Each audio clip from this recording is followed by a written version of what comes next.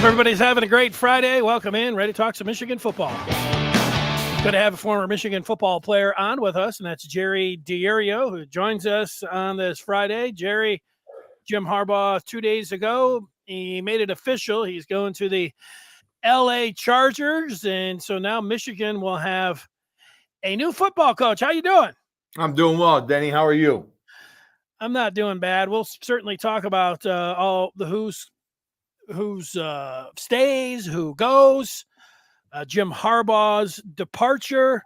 But how about we start with the presumptive head coach, and that is Sherrone Moore. Let's see.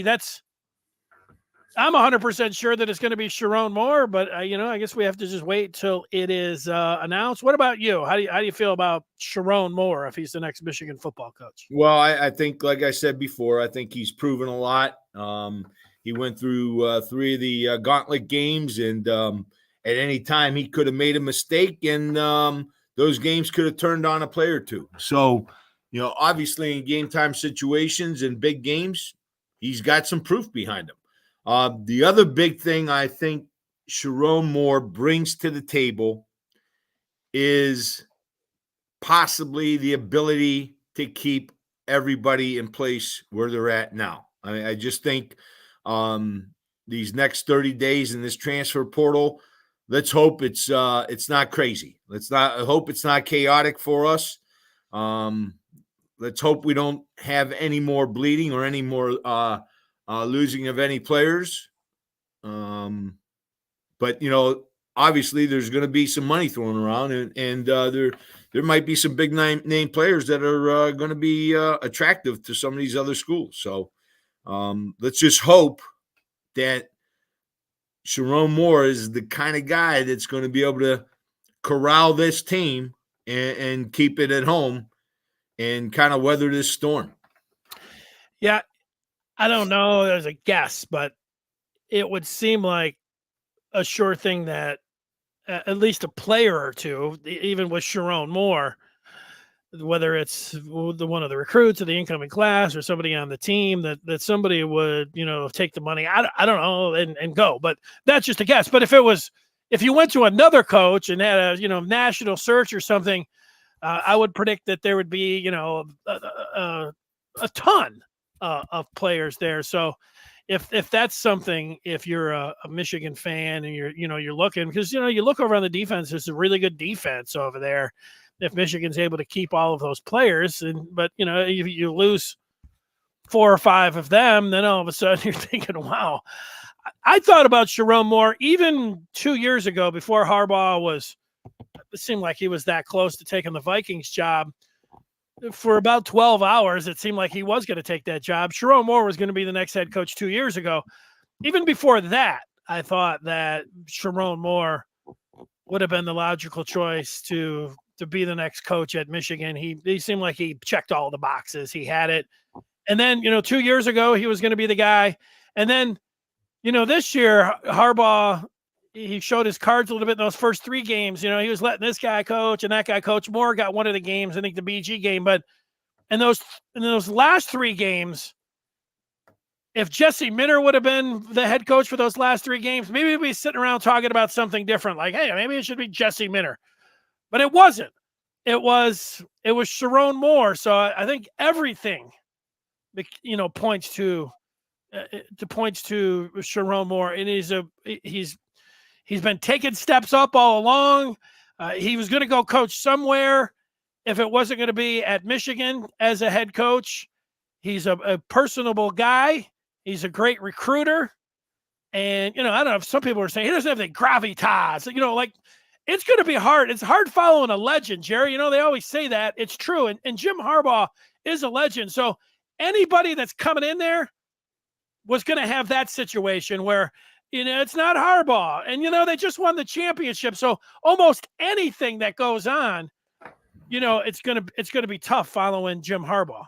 Well, 2 things to really keep in mind here. Number one, I think it's historic that when a new coach comes in, there's going to be some exit from recruiting, from the recruits, possibly former players. So that has got to be minimized. We've got to keep everybody in at home. We have to secure these players, and I said that last week. We've got to secure these players. I don't know what we're waiting for, but this NIL has got to start securing these players and showing the muscle that Michigan has. I mean, if there's anything that Michigan should feel really good about right now and have a strength in is the potential of our NIL and the pockets that we have. I think we're one of the bigger draws. I think we're one of the bigger NIL draws, and I think that's going to help us in the future. I think it could be, Jerry, but I'm not sure what the coffers are looking like right now. I go back That's over a the great last point, Benny. Yeah, right now. I go back over the last 20 years when the whole thing with the Ed Martin scandal in basketball, there was a number of players, they were getting a little money here and there and everything else, but it really a lot of Michigan fans, they hated that. They hated the idea that the players were getting paid, and really Michigan since then, if there's a hill that football and certainly basketball had to go there, whether you say they're dying on it or not. Even when other teams, it really looked like it. I'd just say that, it really looked like Ohio State and most of the SEC and most of the top 25 basketball teams, they were paying to get recruits. It looked like that's exactly what it looked like was happening. And Michigan was adamant, like, no, they're not going to do that. And it had become, they say a culture that gets thrown around a lot. The culture in the South is that as soon as there's a player in high school, hook them up, give them everything. And certainly when they're getting ready to go to college, there's nothing wrong with giving them a bag of money, a suitcase of cash, a duffel bag. This was even before NIL, and Michigan was like, no, we're not, doing that. And they died on the hill. And then it was opened up where, okay, now you can have name, image, and likeness. And everybody was like, woo, this is really easy now to pay them. And then Michigan was like, we're still not promising the money. And you only have to look at the success Michigan has had on the field and everything else that they've had. They have everything except they're not promising the money and they're not getting the top recruits. So I still think people, when it comes to, NIL, there's a lot of, exciting ways to get engaged and give all that money. I still think a lot of fans are like, yeah, that's not really us paying the players. I think they're going to have to be taken, kicking and screaming into this new NIL. I don't know about that, Denny. I don't know how true that is. I think Jim was masterful at it. I think he paid the players that were performing, and the kids that were coming up the ranks saw that and appreciated that because I don't think we have quorum. I don't think we have Zenner last year with that NIL. So I think we do have a very big emphasis on the NIL. The other thing I would mention on NIL is I don't know how great the Southeastern Conference is going with the NIL. I think there's a reason Nick Saban got out. I think he understands that his school is behind the 8 ball. It's easy to compete when nobody else is competing. So when you're giving that bag of money and nobody else is doing it legally, it's easy. But now you're going to have to compete with people that got deep pockets. And Michigan, in my opinion, should be one of those schools with the deepest of pockets. We have one of the greatest alumni associations in the country. Okay. We've got 4 or 5 of the top rated TV football games this past year.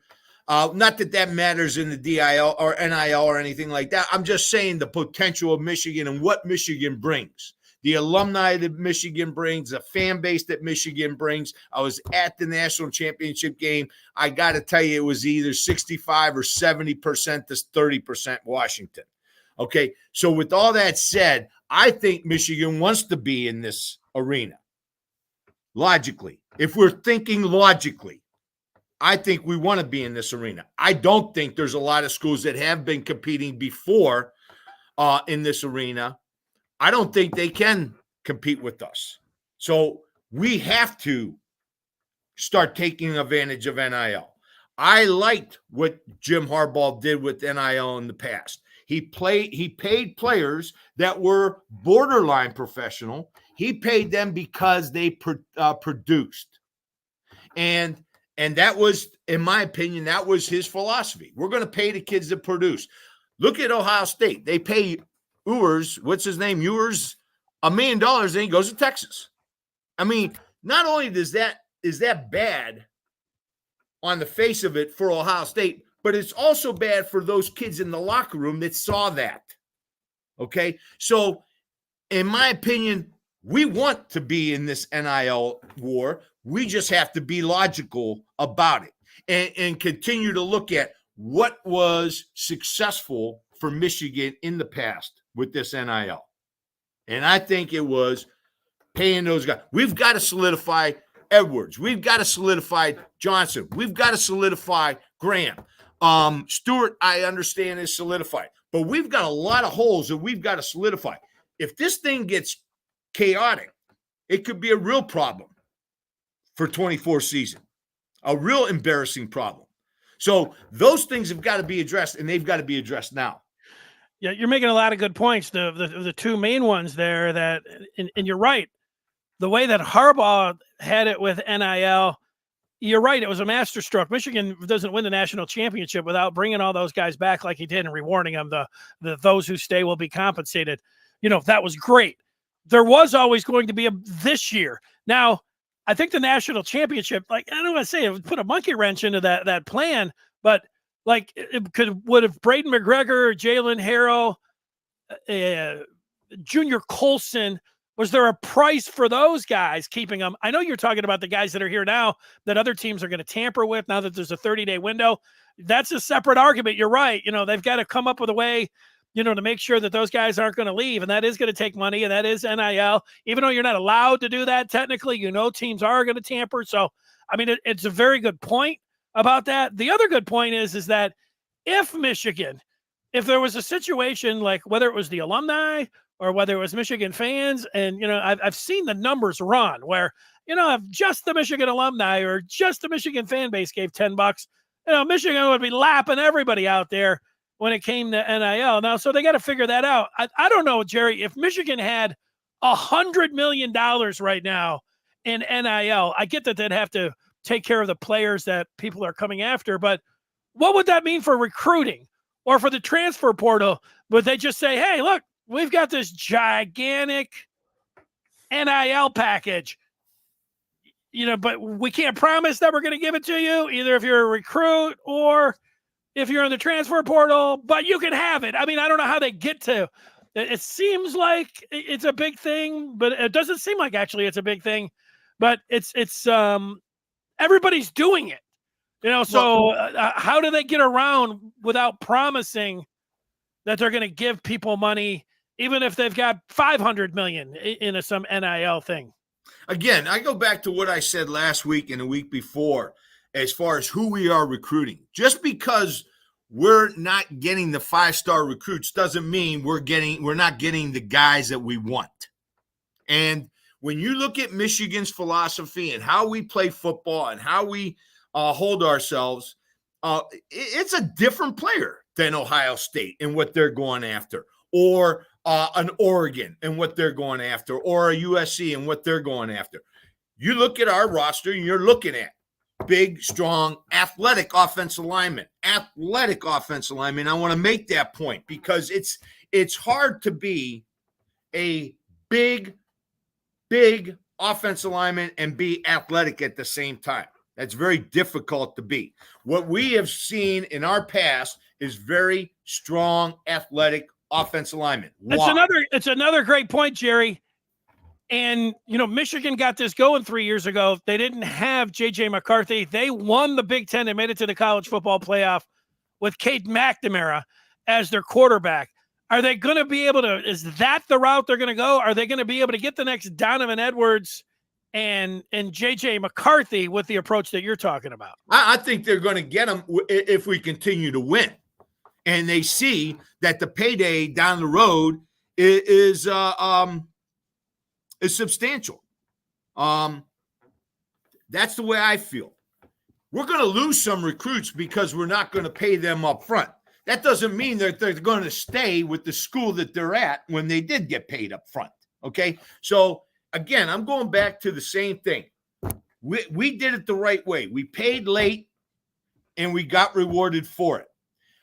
What I'm very confused in is all those players that you just mentioned leaving. I don't know if McGregor is ready to be a first-round draft choice or a high second-round draft choice. I don't know if Harrell is. I don't know if those linebackers are Junior Colson. We don't know if they're that good, okay? But we do know they left. We do know they left. Why? Why weren't we out in front? Why weren't these negotiated here? Okay, fine. Our coach is out interviewing for other jobs. Where's our administration trying to secure this football team at that time? I think the monkey wrench is the national championship in that. I think a lot of those players, I think they might have thought twice about it. But once you win and it's kind of going out on top, that's just a guess on me. I don't know if they made any push to make, like, how about one more? Because last year was like, we're coming back to make, to finish it off. Well, they felt like they finished it off. So now they're like, well, wait a second, should we be coming back or not? As long as those players get a paycheck next year, they made the right decision. Potentially, well, they're gonna get a paycheck. The idea, if Michigan's philosophy, which you've been talking about, and it sounded like a really good idea to me. Instead of getting them at the front end, rewarding them while they're on the roster, and then at the back end, which is technically legal to do, not like it's technically illegal, or I guess not illegal, but against the rules, or the way the other teams are doing it. That seemed like an awesome thing, except the carrot with the NFL is sometimes going to be out there, even for second and third round guys, going to be like, I'm ready to go to the pros, forget school. Even if they've got a gigantic bag of money, they're thinking, hey, I can get paid going to the pros, and get paid at Michigan, keep going to school. I don't know. Jerry, we could talk about this all day. You and I are both, I think, in the same opinion here. This has been talked about a lot, I have seen over the last couple of days. Sherrone coached 4 games this year for Michigan.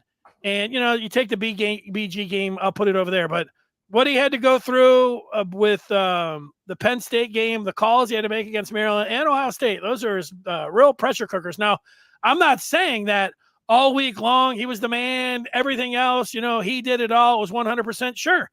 We understand that Harbaugh was there and he was part of the game plan. But it wasn't just like some cutout of Sherrone Moore standing there on the sideline.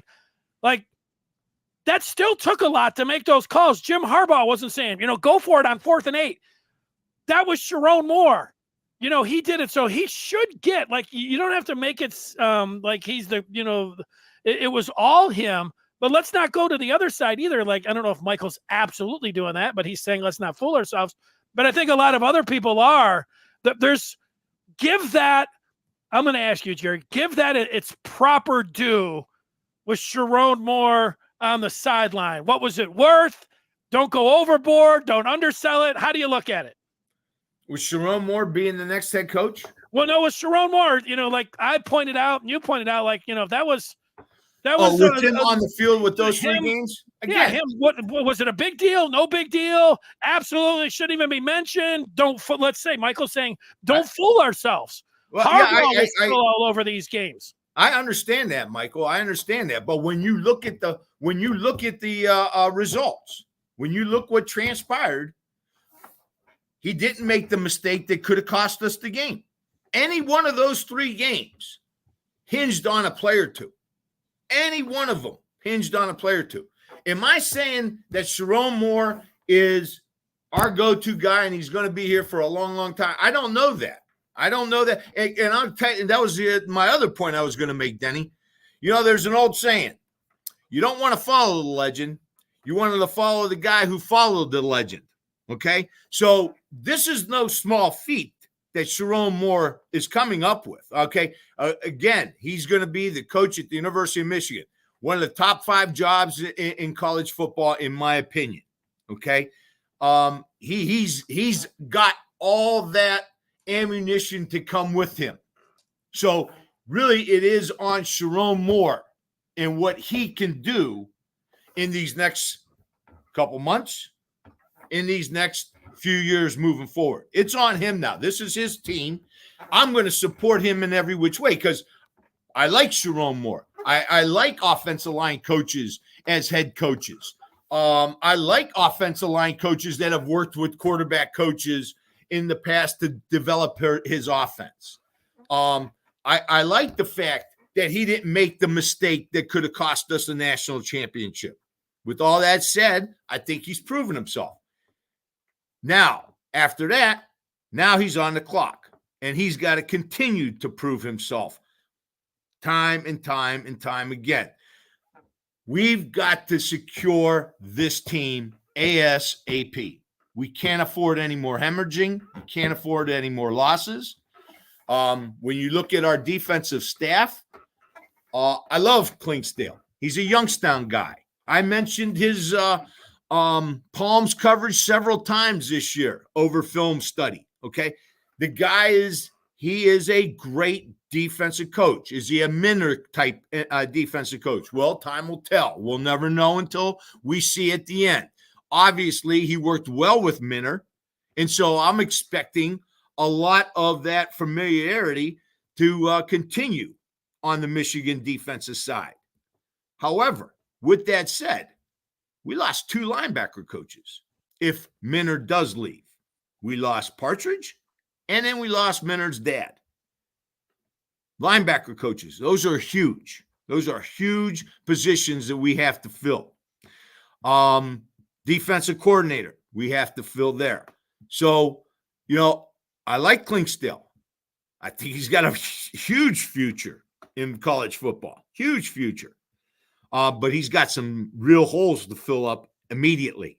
And I think he's got a couple on staff right now that he should be really seriously considering, and those are the Mallory brothers.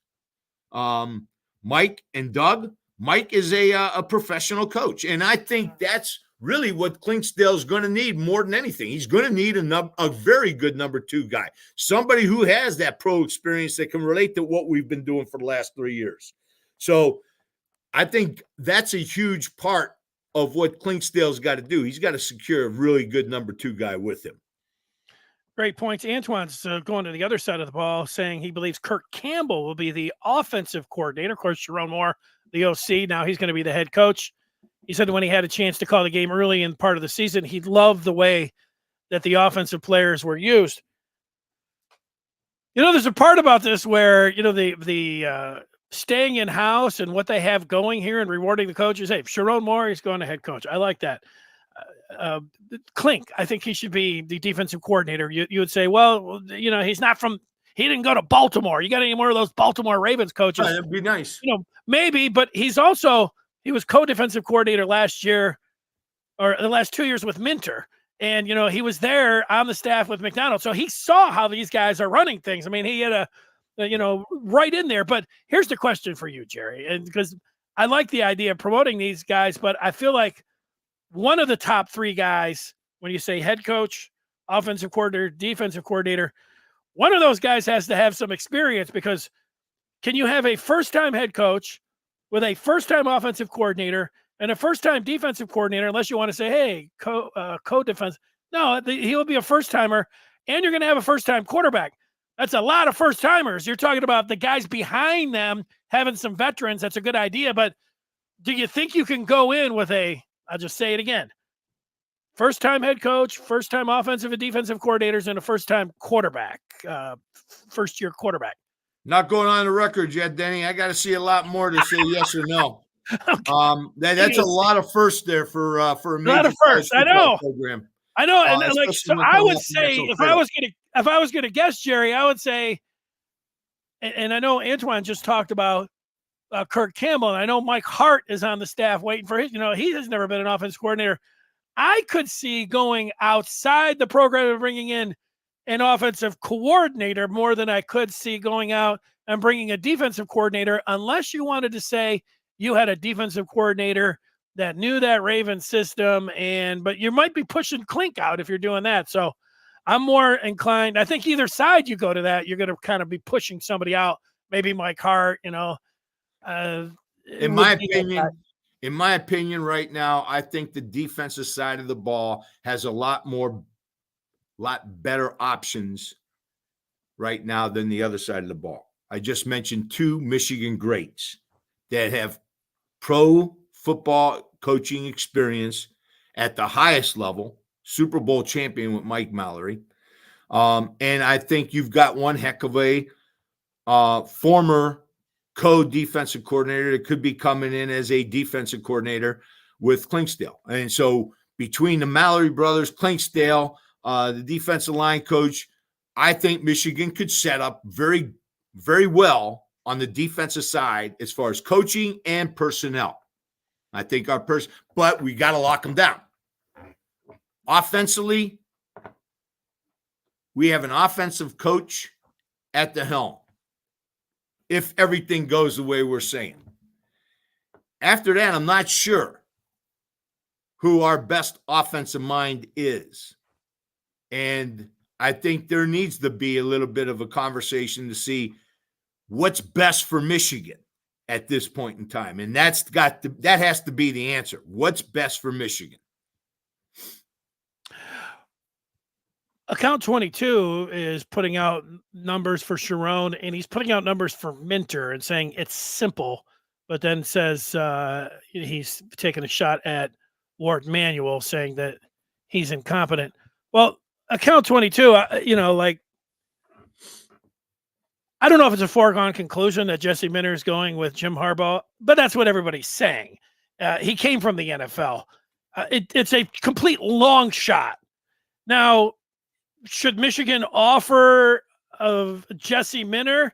You saying that, whatever, you want to take a shot at the athletic director if you want. Is there a chance? Is the longest shot? Maybe. But, so what do I know, Denny? What do I know? I thought Jim Harbaugh was going to stay. I thought his family was here. I thought there was a heck of a lot more than money on the table. I'll get back to that later when we talk about it in a little bit. However,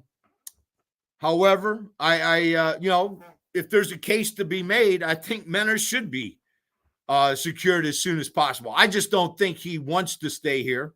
I think he wants to go to the NFL. I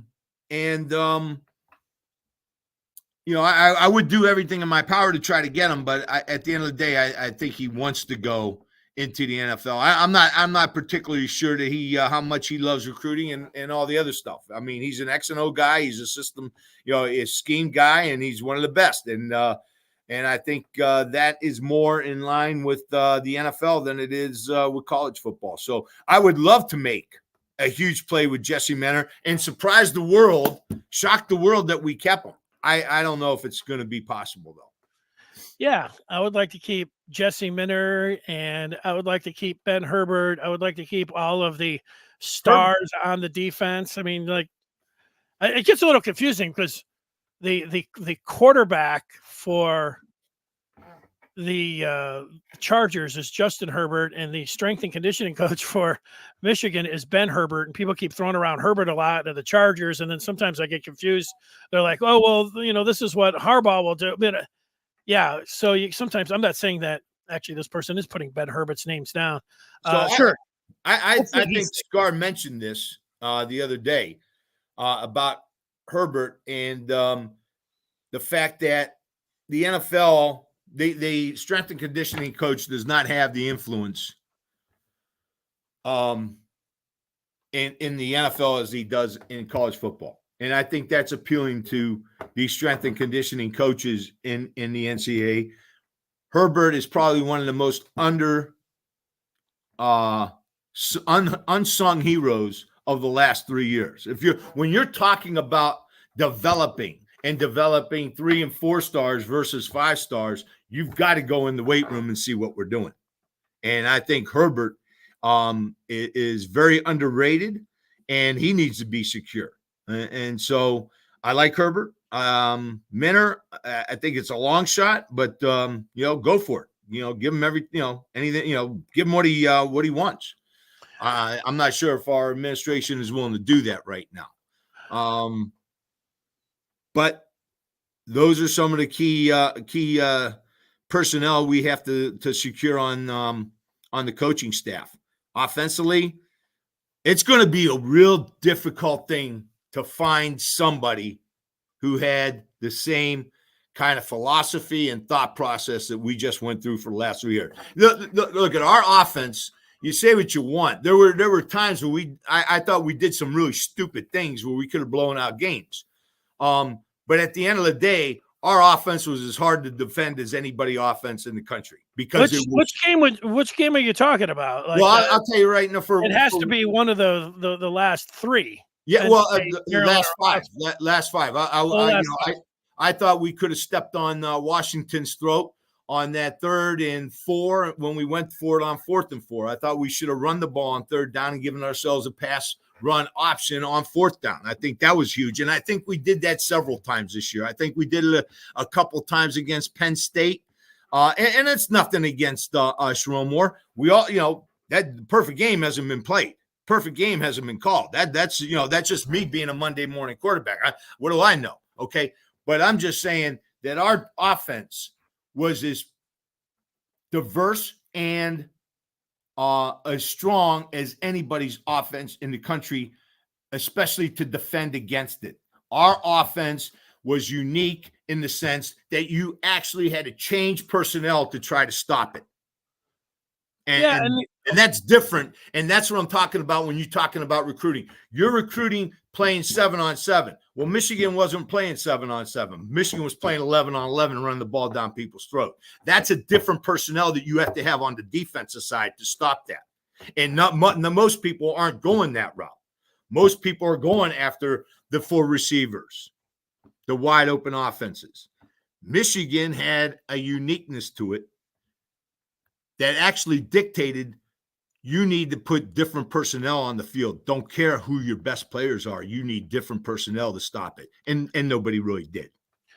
Yeah, I look at it a lot of times, and it plays into it. If you're a coach, what you're going to call on offense has a lot to do with how you feel about your defense. Like, Michigan against Penn State, a lot of people criticized Sherrone Moore. He did throw the ball one time, got a 15-yard, but, it was all of the runs in a row. If people were like, well, this is crazy. Like, it worked, which is always the hammer when it comes down to that. And the number 2 is Michigan had the number 1 defense in the country. And I think a lot of that when Michigan was going for it on 4th down, like they did 3 times against Maryland, that's in your mind when you're Sherrone Moore and saying, yeah, let's go for a 4th and 8 here. We've got the best defense in the country. The one play that I didn't like that he called was the last one on the last, I guess it was second to last drive, where Michigan ended up kicking a field goal instead of going for the 3rd and 4th down. I guess they couldn't once they got the 4th down, but I didn't like them running on 3rd down when they kicked the field goal to get to 30 points. And Ohio State had a lot of time, and it ended up Rod Moore ended up intercepting the ball, and it looked great. I'm sure if I was talking to Sherrone Moore, he would say, we got the number 1 defense. We had faith that we were going to be able to stop them, and I made it just a 6-point game. Well, Ohio State scores a touchdown, but they had their faith. They put their faith in the defense. That used to be what teams did. It's not so much like that anymore. Teams are always thinking about the other team going right down there and scoring and beating you. That was my only thing, and it worked. So what am I going to do? How much of an argument can I put up when it works? I'm not. I didn't put up much of an argument. I made my point, and then I move on once in a while, Denny, one of the things we're going to have a real hard time reloading with is our offensive line.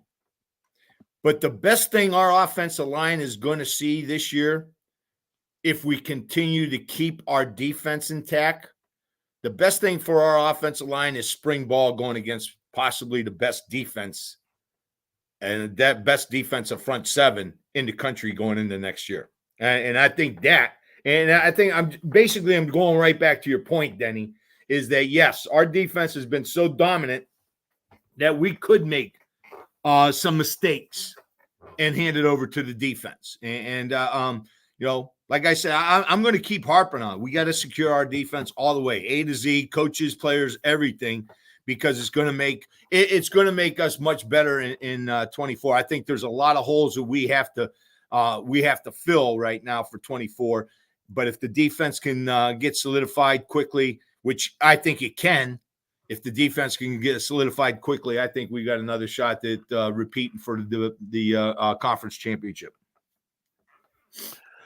Good stuff. Jim Harbaugh is expected to meet with his players. If he's not walking up to the football building right now, he could be. Mason Blue Review working to confirm that. Let's go to the head coach who was here for 9 years. Jerry, my real quick thing is that, I remember thinking it was a grand slam hire when Jim Harbaugh was hired from the 49ers. The first year was pretty good. And he was pretty good. Those first 2 years, it plateaued a little bit. And it was still pretty good, but man, the last 3 years were great. And obviously this year was as great as it could get. And I have an approval rating every year that I do for Michigan football. My approval rating this year for Jim Harbaugh, after the season was at 100. So, I mean, what can I say? I can't be any higher. A 100% approval rating I would give for Jim Harbaugh, for winning the national championship this year. So, that's how I feel about, Harbaugh. And I'd like him to, sometimes you like guys. I wanted John Beeline to stay forever, and he left. And I wanted Jim Harbaugh. 2 weeks ago, there were a lot of people that, and I get why there's so much emotion. 2 weeks ago, there were a lot of people that thought J.J. McCarthy and Jim Harbaugh were going to stay. And then you think, wow, this could be a dynasty. I mean, just 2 weeks ago, and now both are gone. And you're thinking, wow, they lose everybody on offense except one player, 6 on defense. Who knows?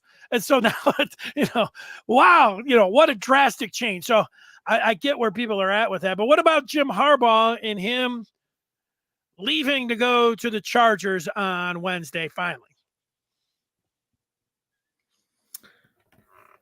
Denny, we just lost the best coach in football, in high school, in college, and in the pros. We just lost the number one football coach in America. That's either done by incompetency or a willingness, one or the other, and neither one is good. Neither one is good. This thing, I don't know what's in Jim Harbaugh's mind. I'm not going to pretend to know what's in his mind. But I did hear before that he wanted to stay at Michigan, and the only way he was going to leave is if Michigan didn't want him. I thought the way the scandal came out as far as decoding, I thought we were amateurish as far as getting out in front of it and turning the narrative. I thought we were amateurish. What could they have done, Jerry? Tell me what. I think they should have went after everything that was out there. First of all, we still don't know what rule was violated. Number one. Number two, we didn't stick by Connor Stallions, who we still don't know if he did anything wrong. We fired Partridge. We still don't know what he did wrong. Okay? We don't know if they did wrong. Okay? So there's some questions that got to be answered there. There's some serious questions that have to be answered there. Remember, we lost the best coach in football. Okay? Yeah. We lost the best coach in football with his family living in his hometown, with the highest contract supposedly offered to him. What was the holdup? What bottlenecked this whole thing? I want to know that. I want to know before I start really putting an opinion out there. But to lose the best football coach, there got to be some incompetence and or willingness to do it. And I don't like either one.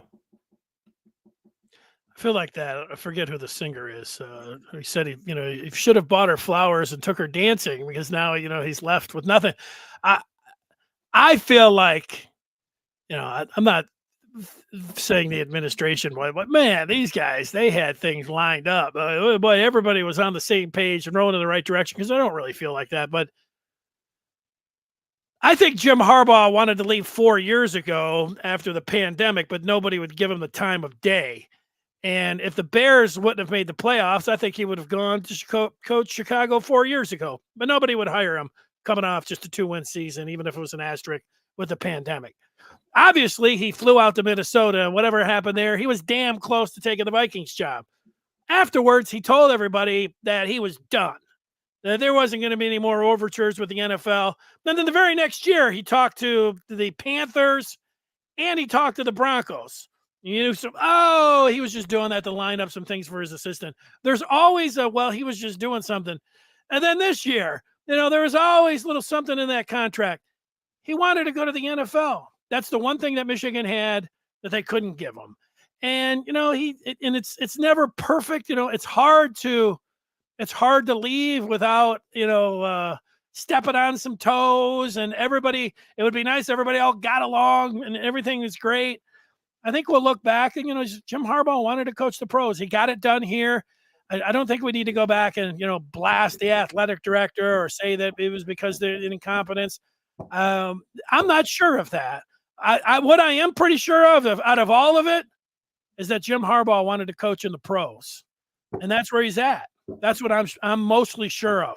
Well, out of anything and anybody that wants to say anything about anybody, I'm mostly sure that Jim Harbaugh wanted to coach in the pros. I mean, that's your opinion. That's what he tried. That's what he. You know what he said? You were bringing out something that he said 4 years ago.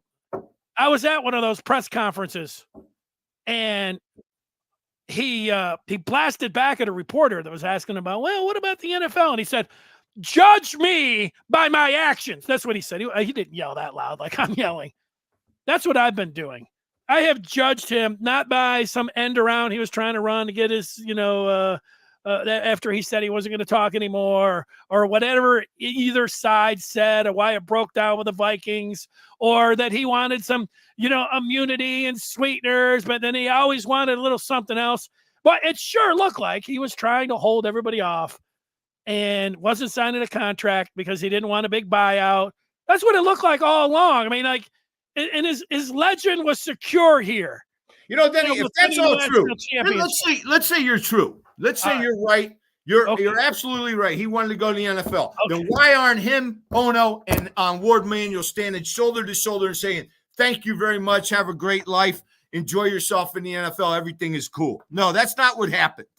That's not what happened. Why my explanation is that it wasn't 100% sure that he was going to get one of those jobs. Like when you sit down there, even with the Chargers, they might have been like, yeah, well, we just brought this offensive coordinator in to work with Herbert. Are you going to work with him? He had to have everything right there. So he needed to play both sides. So he was always like, yeah, tell Michigan, yeah, we want to sign the deal, but we need a little bit more. He always wanted a little bit more. I always wanted a little bit more with that contract. Even right at the end, he was telling them, yeah, add this in here. And so you have to play. I mean, it's part of that business. And, I think he played it almost masterfully. It would have been nice, like, if he was really like a lot of people. And I think that the way you believe that he really wanted to stay here, but he didn't like and let's just say it was Ward Manuel. He should have come out and said it. That's what he should have done. I'm not getting the answers that I want from the athletic director. That's why I'm sitting here right now. I want some more, and everybody would have been behind him, but instead all this other, like, hey, I saw what it was. I think that's what it was. And that's the way I believe. Everybody can believe whatever they want. And so I respect your opinion, Jerry. If you don't believe that he wanted to coach in the NFL all along, I respect your opinion. Anybody else? I'm not saying that. I'm just saying that I saw an administration that didn't do things the way I thought, or in my opinion, they could have been done. Okay. How's that? Okay. I don't think our administration made it easy for him to come back. That's my opinion. Okay. Well, let's you want to take some feedback? Well, I agree with Sarah here. Awaken with Sarah. I mean, at the end of the day, Jim Harbaugh led us to a national championship, and Ward Manuel's the AD that's possibly in the way of a contract. I don't know. Yeah, well, let me just, for people that are listening on the podcast, Jerry, that can't read what Sarah is saying, Jim Harbaugh was more valuable to Michigan than Ward Manuel. Michigan dropped the ball. Ward should have long ago been fired. If that was the reason, then over this next week, then the beloved Santa, Ono, he should fire his athletic director. If there was really this hold up and, it was Ward dragging his feet, if Ward was then he should be fired this week. then Ward Manuel should be fired. If not, you can say, it might have been Jim that was part of this. John's thinking that if Harbaugh wanted to be here, he could have easily used his power to push out Ward. I don't think that's easy. I think that's very easy said than done. Much easier said than done. Most people seem like they're agreeing with you, Jerry, although this is a good point by OT. Ward Manuel was the athletic director that did not fire Harbaugh when everyone wanted him to. I would put a slight asterisk on that statement, OT, but I would say after the pandemic season that the majority of fans, alumni, former players, the majority of them were ready to move on and certainly would have understood if Ward Manuel would have moved on. I mean, he could have. That wouldn't have been like, oh my God, what's he doing? What a reactionary. No, I mean, there was 6 seasons there. And he would have been 0-6, but 0-5 against Ohio State. Lucky that he wasn't 0-6. He was the 30-point underdog, but he kept him. And so there should be some credit there. He wasn't the one that hired him, though. But he could have fired him there, like a lot of other people would have. Should have. So, no. Then he should have. If that's the way, if that's his defense, then he should have. No, because this isn't good for him. This isn't good for his image. Well, I'm not sure there's anything that he could have done, even though I don't think he's like the strongest athletic director, and they'll write some book about the maneuvering of Ward Manuel and just how great, he was and how forthright and how proactive and how he got it. I don't think really any of those things, but I think that, the biggest thing that he did was not fire Jim Harbaugh in 2020, and a lot of other athletic directors and a lot of other fans, former players, and alumni would have. So, he's got that going for him. It would have been a dumb fire way back then. Well, I'll say with being able to look back, you're absolutely right, Jerry. That would have been terrible, because look at these last 3 years. I can just remember talking to my brother-in-law. I think it was on a Christmas. And he was just frustrated, that, Michigan, it was pandemic and all that. And he said, I said, they just, they can't get the players, the quarterback, and, they can't beat Ohio State. And he said, well, maybe they should, start playing the game like everyone else. And I'm like, yeah, I'm not really sure they're going to do that. And then he said, with Harbaugh, he wanted to keep him because what if he turned it around? It'd be the greatest story. Like, you talked about this year was the greatest story.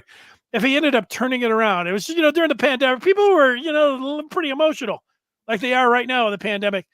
And boy, he did turn it around. It went from looking like, that it was over, that Michigan was never going to beat Ohio State again, that, the prodigal son, that if anybody knows how to beat Ohio State, it's going to be Jim Harbaugh, and he can't do it no matter what. They're a 30-point underdog.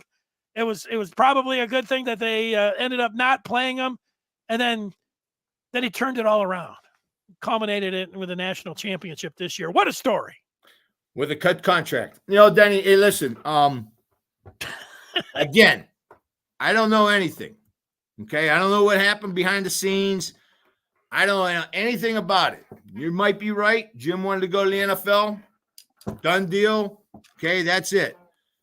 My problem was way back when this whole investigation started, I never felt like we got out in front and really bombarded the NCAA with it.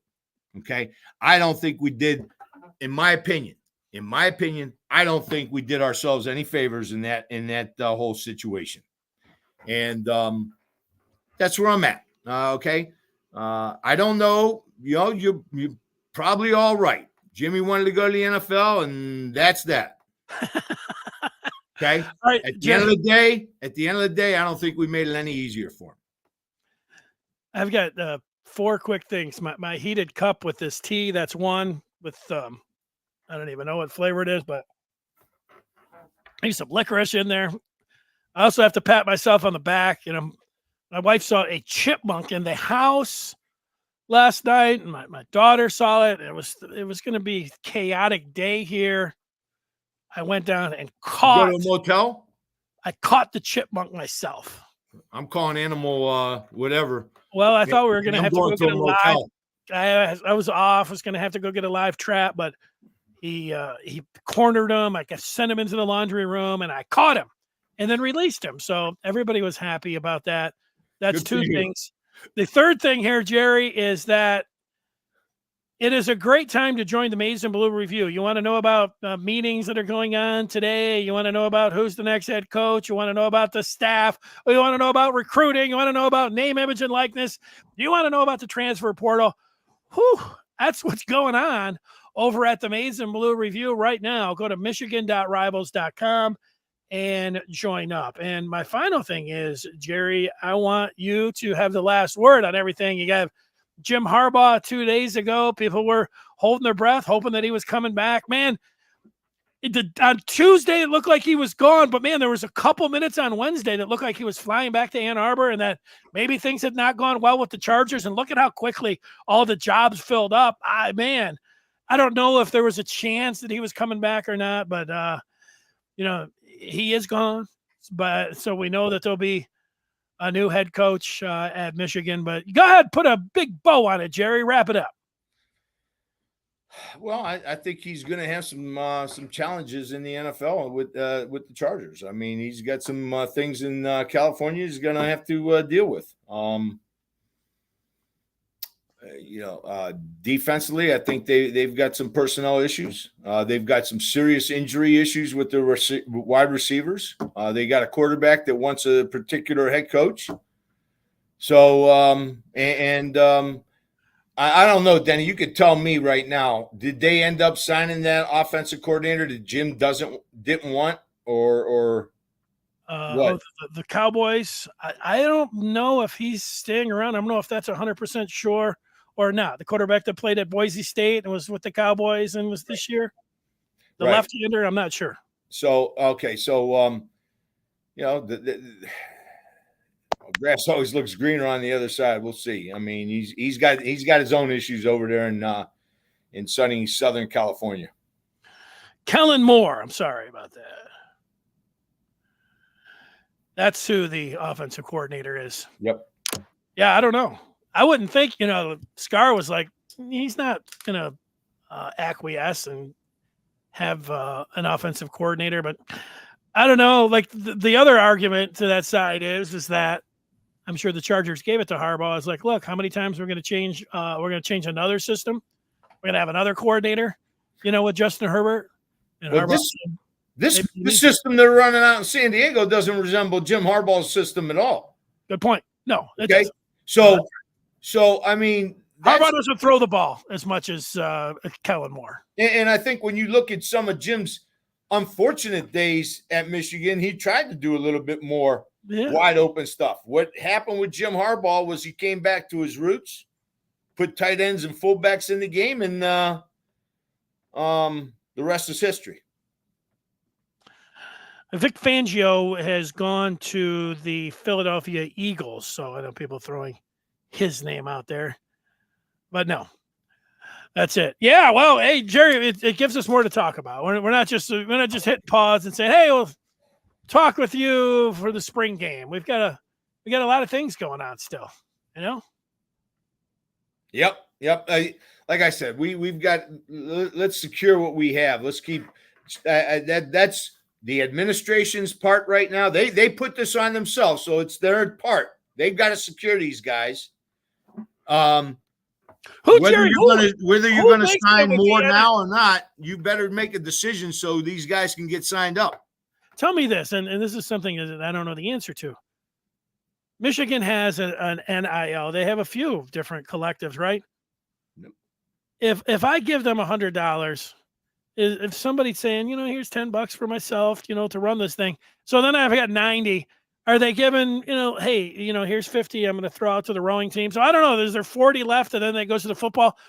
I don't even know if maybe it is just dedicated to football. But then who decides? Is it the acting coach right now, Sherrone Moore, that says, hey, Will Johnson, Ohio State's calling and saying they're going to give him $1 million. Do we need to do we have $1 million in there to give him? We need to give him $1 million. And if they give Will Johnson $1 million, well, then Kenneth Grant wants $1 million. And so does Mason Graham wants $1 million. I don't know if the millions are in there, who decides who gets it, and how they relate to the recruits that are out there that may want to come in, when they get a part of those millions of dollars, or any of the transfers that want to come in that might be thinking about Michigan. Do they say, hey, you can have $1 million? Because that's against the rules. So I don't know. Denny, this whole thing is so Wild West. I don't know if anybody really knows the whole freaking rules. Okay. The bottom line is, in my opinion, what's going to set this whole thing up is the revenue sharing on the TV. I think they can police that.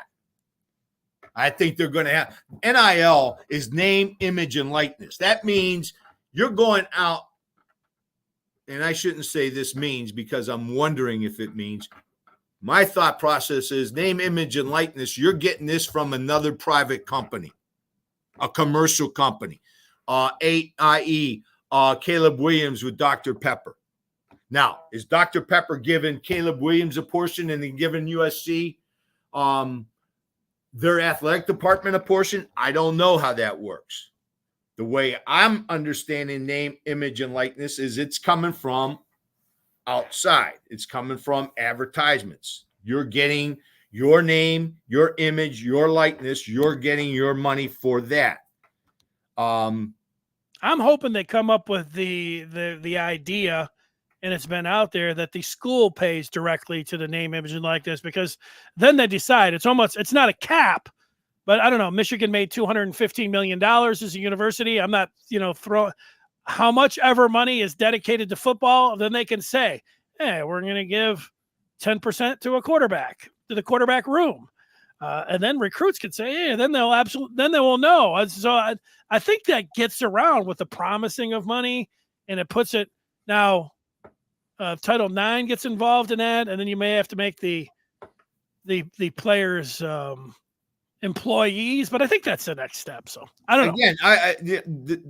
Again, my thought is this NIL really, when you look at it, it's private money. It's advertisement. I know a young man who's getting NIL from a car dealership. Okay, so this is private. I don't know how you come in and take private and move it into the public domain or so I think the only way they're going to be able to police this thing moving forward is if there is a revenue sharing with TV. That way they can police that. Dr. Pepper's dealing directly with Williams, isn't going through a collective. Okay, so there you go. That's from Jay Smith that would put some feedback up there that Jerry was reading. So there you go. These are private companies. How do you take that money and give it to the public domain from the private individual? So I don't know if they can, how they're going to police NIL. I think they're going to have a better opportunity to police the revenue sharing and give back to Title IX and all those other programs. But NIL, that's going to be tough to police. It certainly is. All right, Jerry, I said I was giving you the last word, and then I talked for like 10 minutes. So we're done. Let's tell everybody we'll see them over on the Den on the Maize and Blue Review. Have yourself a great week, man. Hail to the victors, Denny.